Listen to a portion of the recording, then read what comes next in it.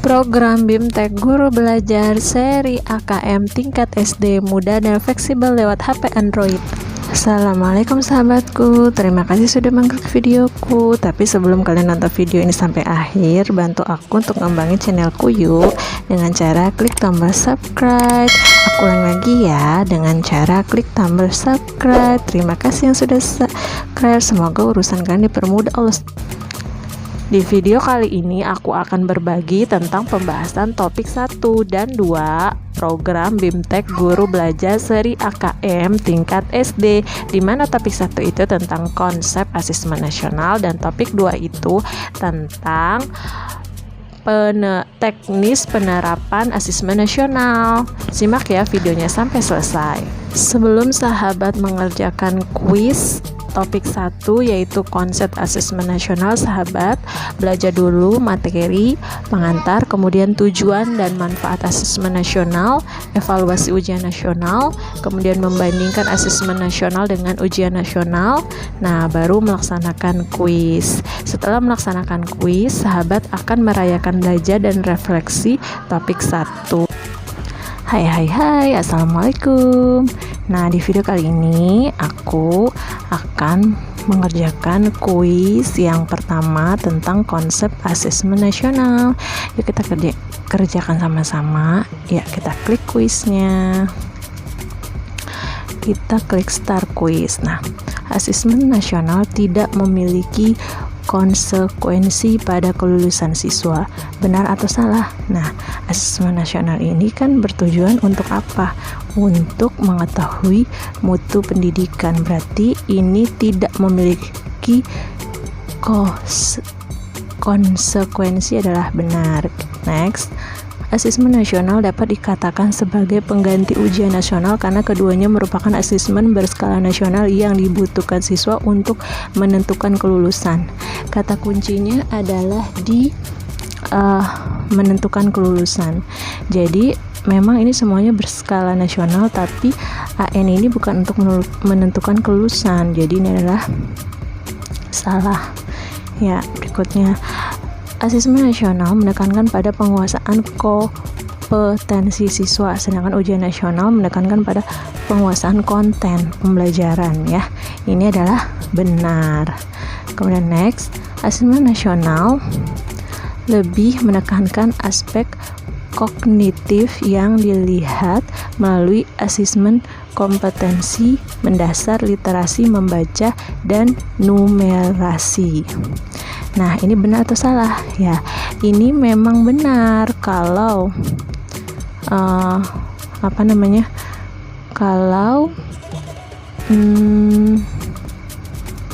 asesmen nasional ini ada aspek kognitifnya melalui literasi membaca dan numerisasi, tapi tidak menekankan pada aspek kognitif. Ya, jadi ini adalah salah. Tidak lebih menekankan, tapi dia seimbang karena juga ntar ada penanaman karakter. Next, pada pelaksanaannya asesmen nasional menggunakan metode sensus, sedangkan ujian nasional menggunakan metode survei. Benar.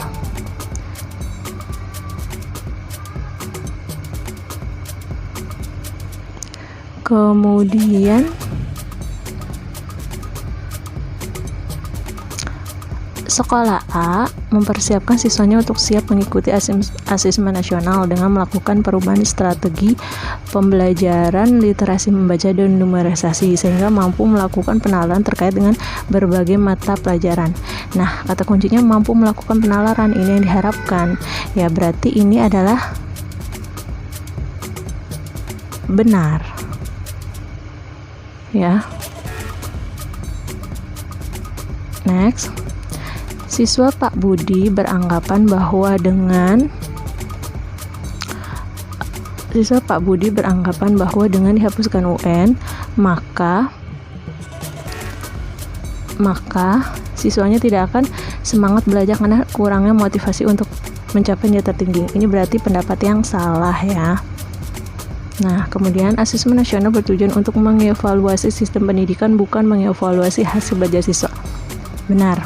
Ya, ini benar.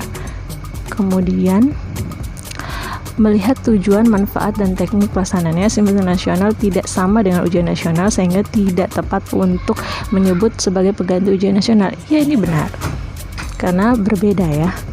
Kemudian asesmen nasional bertujuan untuk mengukur kompetensi mendasar yang diperlukan siswa dalam menghadapi persoalan di kehidupan.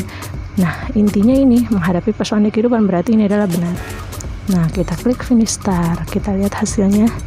Ya, hasilnya adalah 90. Lumayan. Klik untuk melanjutkan.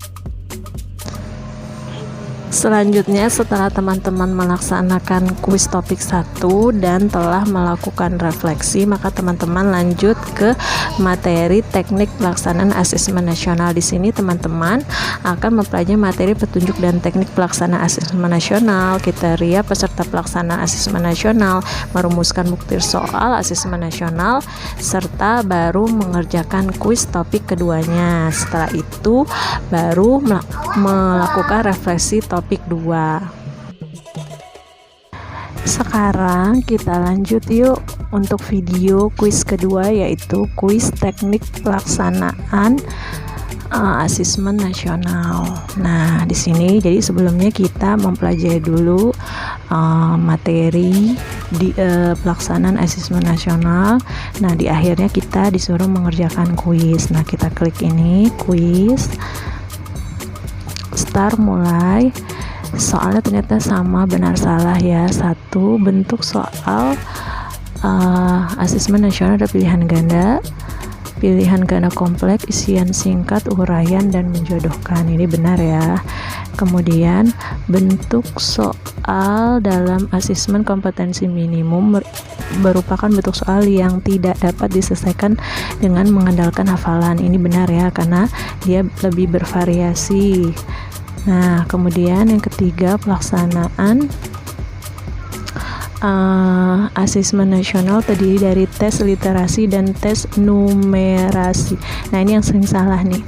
Ini sepertinya benar, tapi sebenarnya ini adalah salah, karena kan pelaksanaan asesmen nasional itu tidak hanya bukan tes literasi dan tes numerasi ya. Tes literasi dan numerasi ini ada dalam AKM. AKM. Ya, kita berarti ini salah. AKM dilaksanakan secara adaptif, artinya siswa bebas memilih topik dan tingkat kesulitan soal. Ini salah ya. Kemudian kepala sekolah dan guru juga akan mengikuti asesmen nasional. Ini benar ya, karena juga akan mengikuti. Kemudian asesmen nasional tidak dilakukan pada jenjang pendidikan anak usia dini. Ini benar ya, tidak dilakukan. Benar, karena dari SD. Jadi ini adalah benar. Next, asesmen nasional tidak digunakan untuk menentukan kelulusan, menilai prestasi siswa sebagai seorang individu.